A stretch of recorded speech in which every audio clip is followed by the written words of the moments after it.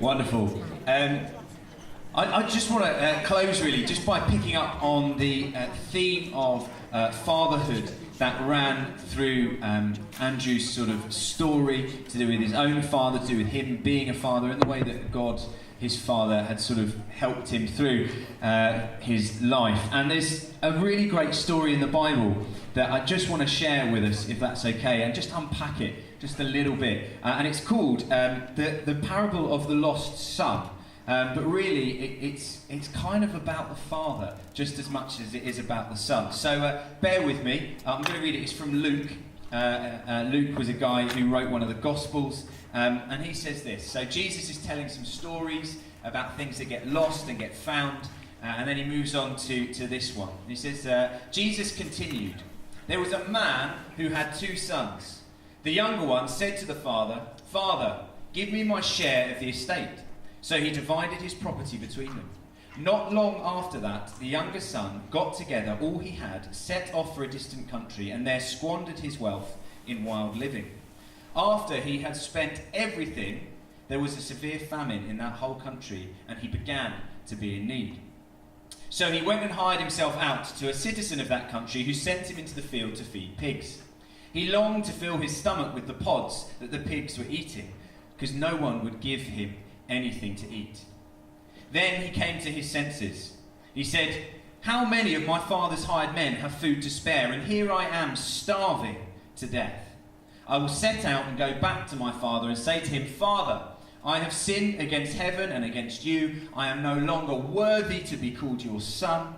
Make me like one of your hired men.' So he got up and went to his father. But while he was still a long way off, his father saw him and was filled with compassion for him and ran to his son. He threw his arms around him and he kissed him.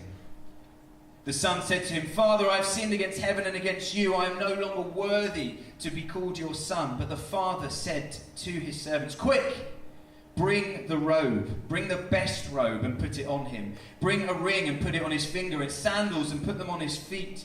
Bring the fattened calf and kill it. Let's have a feast and celebrate. For this son of mine was dead and is alive again. He was lost and now he is found.' So they began to celebrate. But meanwhile, the older son was out in the field. And when he came near to the house, he heard music and dancing. So he called one of the servants and asked him what was going on. 'Your brother has come home,' he replied, 'and your father has killed the fattened calf because he is back safe and sound.' And the older brother became angry and refused to go in. So his father went out and pleaded with him. He answered his father, 'Look, all these years I've been slaving for you. I've never disobeyed your orders, and yet you have not even given me a young goat so that I could celebrate with my friends.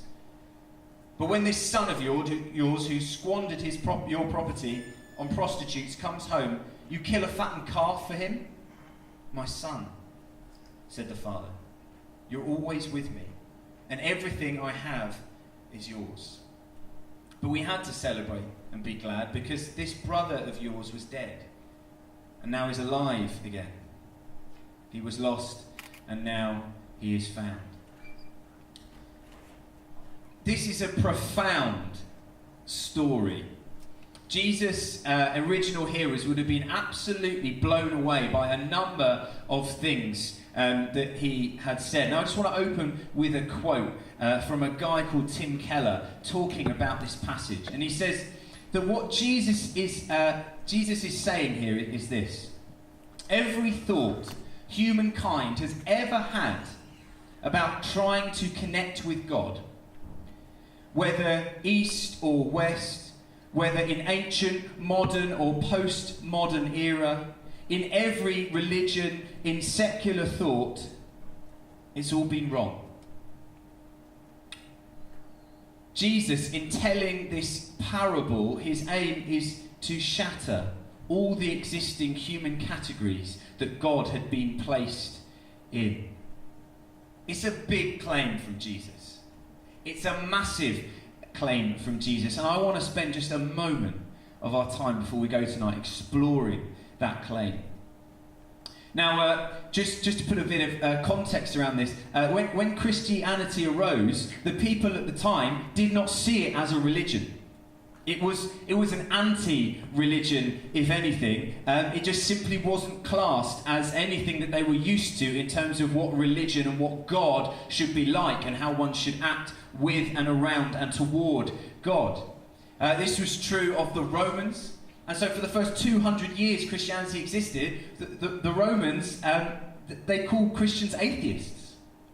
They said they don't have a God.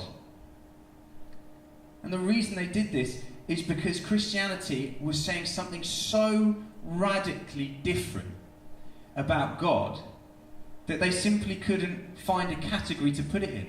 So they said, you have no God. This is anti-God. You're atheist. This doesn't make any sense to us.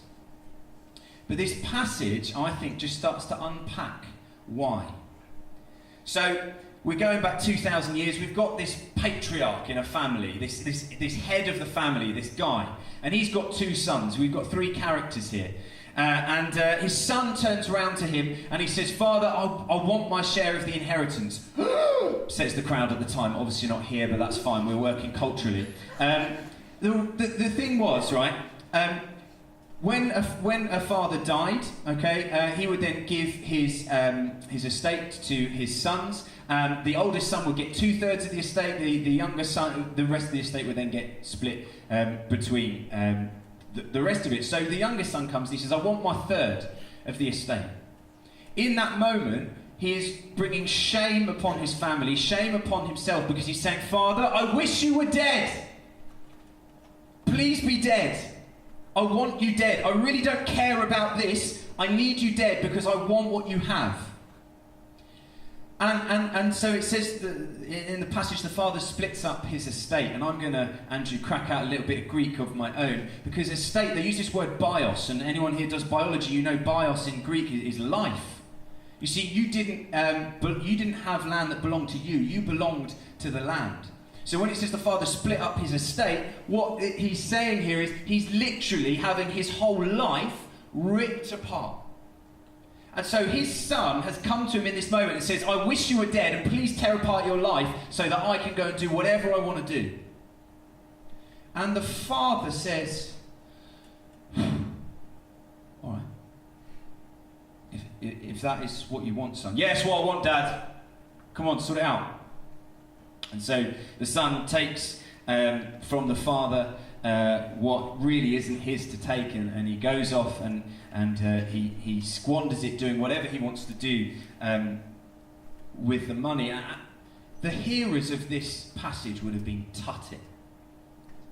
That father, why would he do that?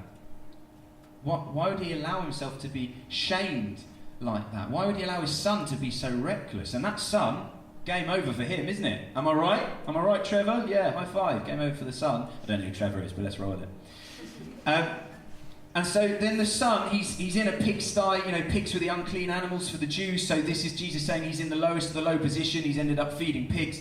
And his son, he thinks, what on earth am I doing? At least my father's servants, they got a bit of food. So I'm heading back.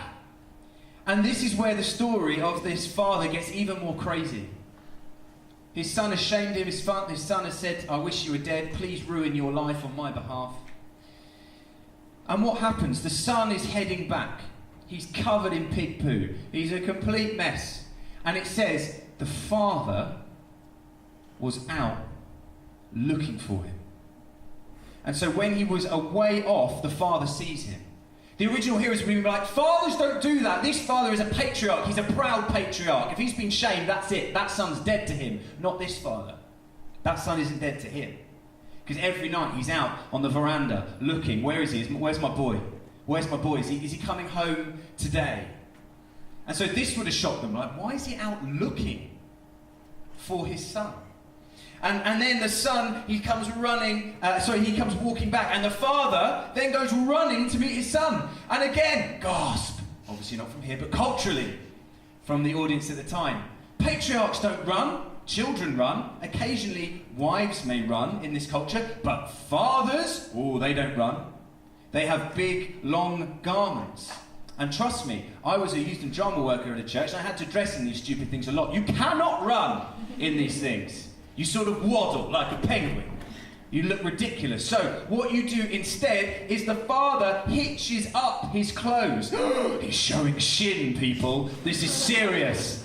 You don't crack your shins out as a patriarch. You don't run. You don't show your shins. And you definitely don't hitch this thing up. And so this father, who's already shaming himself by looking on the horizon for this son who culturally should be dead to him, hitches up and legs it, showing shin. This is a nightmare. Fathers don't do this. Patriarchs don't do this. And this would have been the resounding sort of chorus of the people listening to Jesus. They're like, Jesus, patriarchs don't do this. Fathers don't do this. Our fathers don't do this. And Jesus is like, yeah, you're getting it. That's the whole point. You see, what he's doing is he's revealing his Father in heaven. He's revealing what God is like to them, and they're starting maybe to catch on. And anyway, the son is then embraced in all his pig poo and all his mess. The father just doesn't even care about these robes that he's hitched up anymore, and he flings his arms around the son. He says, I love you, I love you. And the son's then trying to get his words out. Father, I've sinned against you and against heaven. And he doesn't even let him sort of finish. He's like, quick, bring the robes. And he doesn't even let him sort of explain his muck or get himself cleaned up first. He says, no, I'll take you as you are, all messy. I'll have you like this, covered in pig poo. Quick, bring the robe, bring the ring. And what he's saying there, gasp, for the culture at the time, is, I'm making you a son again. Remember, to the culture, he's dead to this father. But no, this father's different again. He's not dead to him. He says, make him a son again. And so the son is brought back. They kill a fattened calf, which, by the way, they didn't really do. That's a big thing. And they have this massive party. And then finally we meet the older brother. And all we need to know about the older brother is this. He is well annoyed. And all he turns around to his dad and says is, I've worked so hard, Dad. Come on. I've been here the whole time. And this guy, who literally wished you dead and spent most of your money on prostitutes, you're giving him the fattened calf? I've been here the whole time. I've worked so hard. I've been so good. Aren't I so brilliant? You can't even give me a goat? Not even a goat? Who even likes goat? No one likes goat, Dad. Give me a goat. And he says, son, everything I have is yours. You've missed it as well. And what we have here is two sons who've completely missed the point. And Jesus is actually addressing two of the groups who are hearing him. He's got some people before him who are sinners.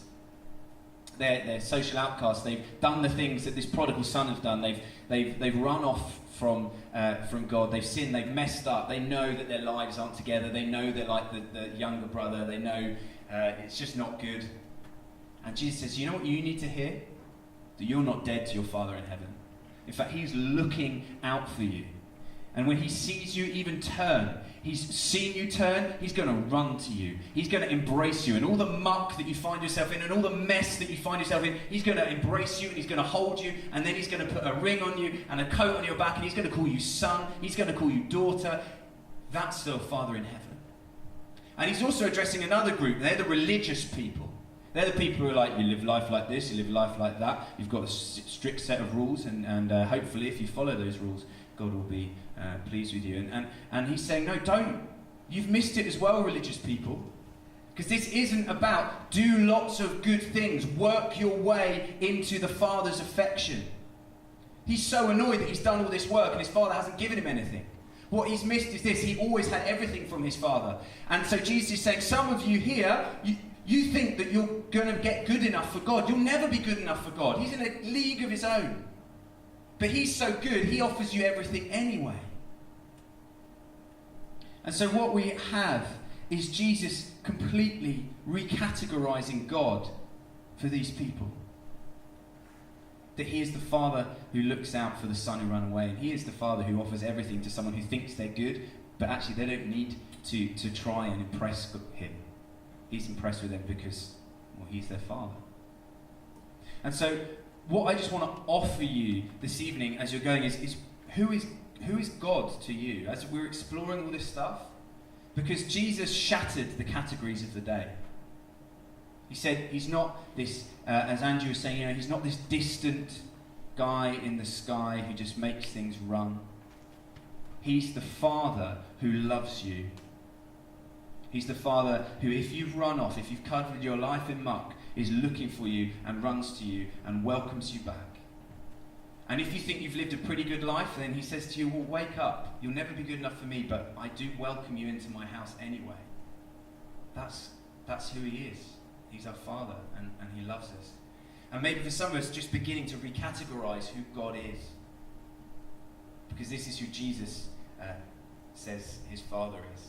And we're going to unpack maybe a bit more about more attributes of God throughout the week, but there's just a little something to think about in terms of God being our Father. Now, to do that as we go on from this week, we are running something called Alpha, and you can sign up on your tables, I think. And just to finish, we're going to play you a little clip from one of the Alpha videos, and then we're going to close up. So thank you very much, guys, and let's watch the video.